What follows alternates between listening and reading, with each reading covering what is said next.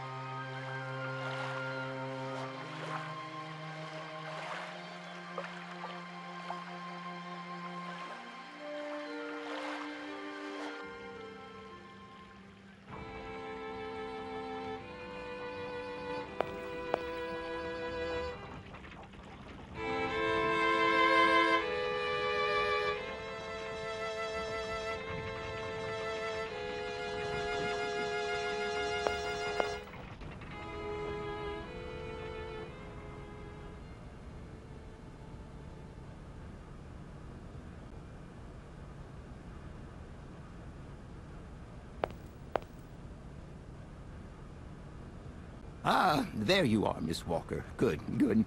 Take a seat quickly. I'm impatient to start my lesson. My young friends, a very exciting discovery, unimaginable up until only a few hours ago, has come into my hands and has finally allowed me to complete my study on the mysterious Yukol people. Lights, please.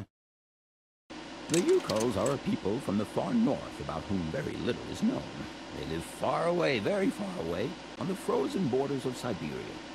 This distance and the climatic conditions of the region, which are unfavorable to human existence, have limited the size of the Yukol population and kept it out of reach of the scientific world.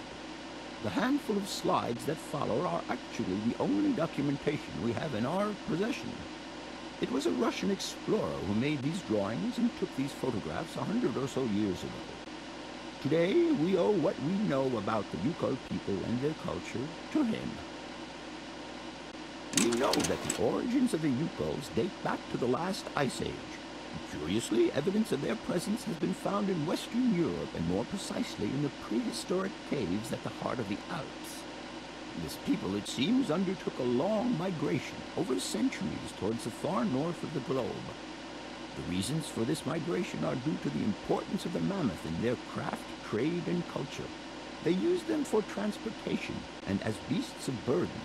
The mammoth brought them meat, skins, fat, and ivory. Man and animal lived in symbiosis. There's no doubt about it. Mammoths started to drift away from the region due to changing climatic conditions, and the Yukols followed them to the north, to the edges of Syberia.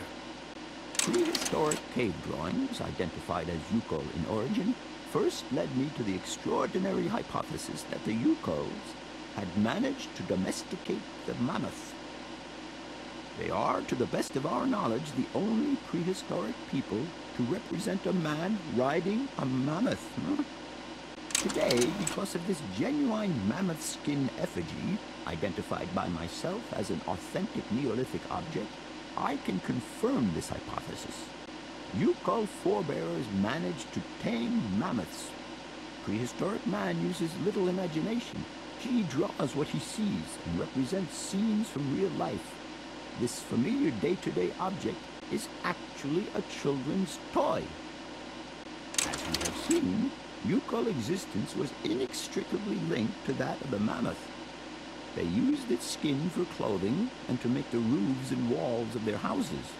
They used the tusks to build the frameworks of their homes, as well as weapons, tools, and jewelry. Curiously, the disappearance of the mammoth 12,000 years ago had no immediate effect on the Yukol's way of life. It seemed that for a long time after, the people maintained their strong bond with the mammoth through the centuries.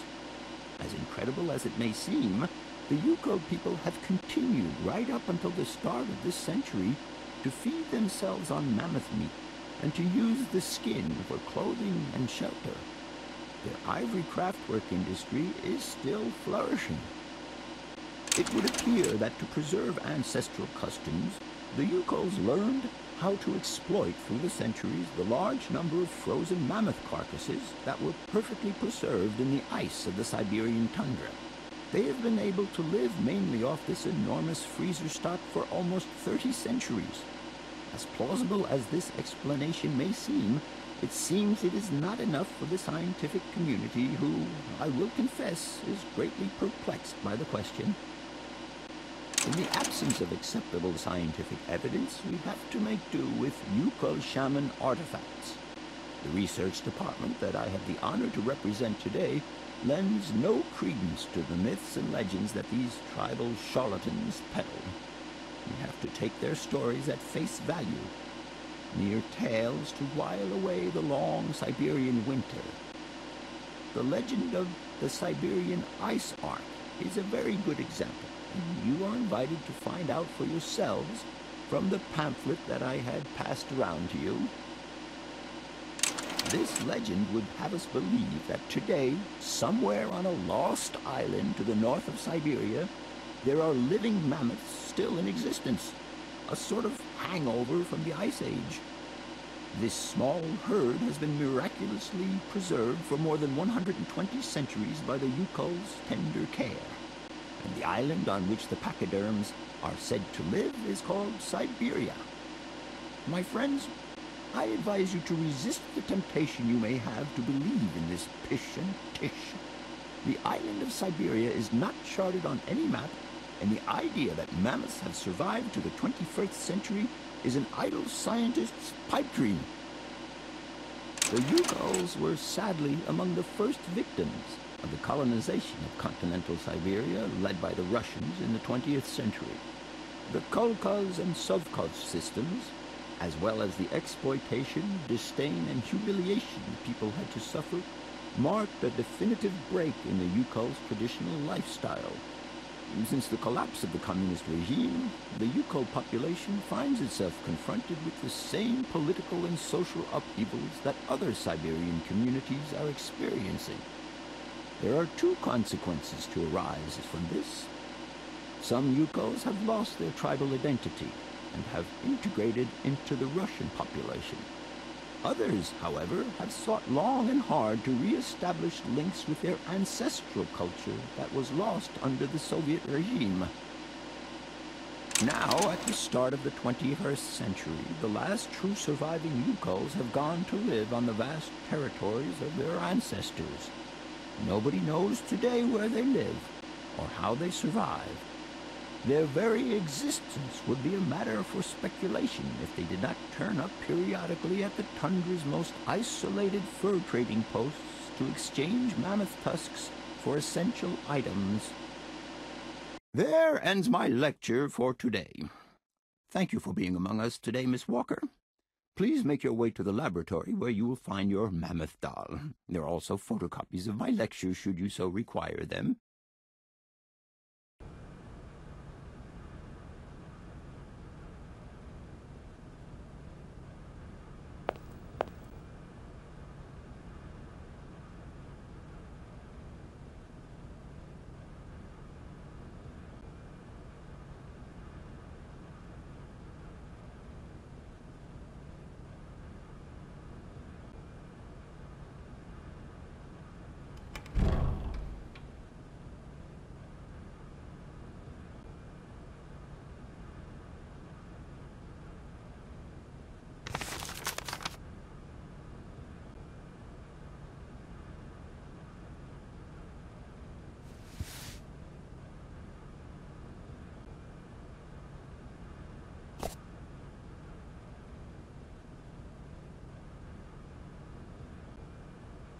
What is it you want to know, miss?